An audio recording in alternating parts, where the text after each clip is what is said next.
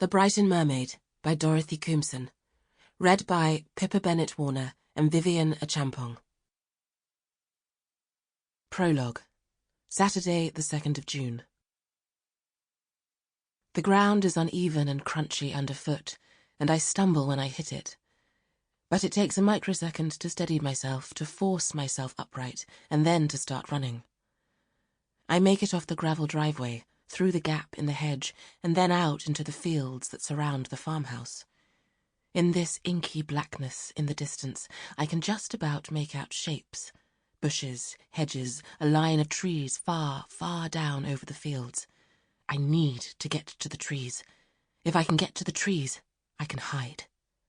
Thud, thud, thud, thud. The world around me is full of their footsteps, moving across the earth, chasing me down. My legs are stiff from where I've been lying in the same position for so long, and they protest as I try to pick up the pace, attempt to run faster over the uneven, soggy ground. Thud, thud, thud, thud. The noise, the vibrations, they sound horribly closer now. Thud, thud, thud, thud.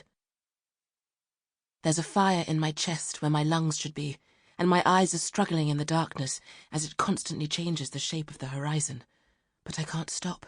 I can't even slow down. I have to keep moving. Thud, thud, thud, thud, nearer and nearer. Thud, thud, thud, thud. I need my legs to go faster. I need them to call up the muscle memory of when I used to do this, when I had to literally run for my life. I can do this. I have to do this. I have to reach the trees. I'll be safe there. I'll be able to hide there. Thud, thud, thud, thud fills my ears. Thud, thud, thud, thud. They're right behind me. Thud, thud, thud, thud. My ragged breathing, the whistle of the wind, the creak of my bones are all drowned out by it. Thud, thud, thud, thud. I have to go faster. I have to. 1993. Nell.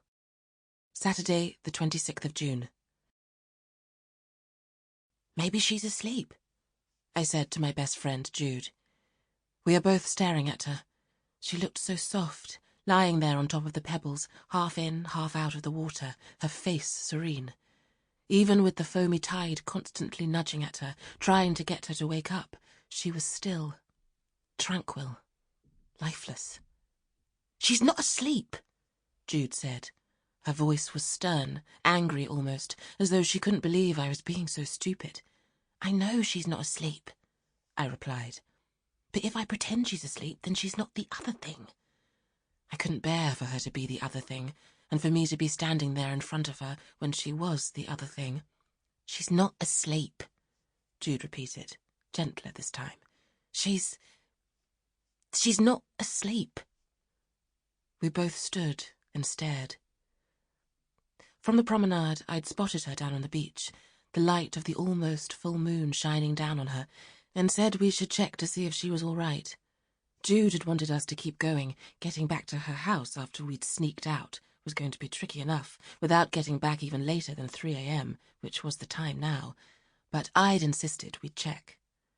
What if she twisted her ankle and couldn't get up? How would we feel, leaving someone who was hurt alone like that? What if she's drunk and has fallen asleep on the beach when the tide was out, and is now too drunk to wake up and pull herself out of the water? How would we live with ourselves if we read in the paper in the morning that she'd been washed out to sea and had drowned? Jude had rolled her eyes at me, had reminded me in an angry whisper that even though our mums were at work, they were both nurses on night duty, her dad was at home asleep and could wake up any minute now to find us gone. He'd call my dad, and then we'd be for it. She'd grumbled this while going towards the stone steps that led to the beach. She was all talk, was Jude. She wouldn't want to leave someone who was hurt. She would want to help as much as I did. It wasn't until we'd got nearer, close enough to be able to count the breaths that weren't going in and out of her chest, that we could see what the real situation was. And I said that thing about her being asleep. I'll go and call the police, Jude said. She didn't even give me a chance to say I would do it before she was gone, crunching the pebble Sample complete. Ready to continue?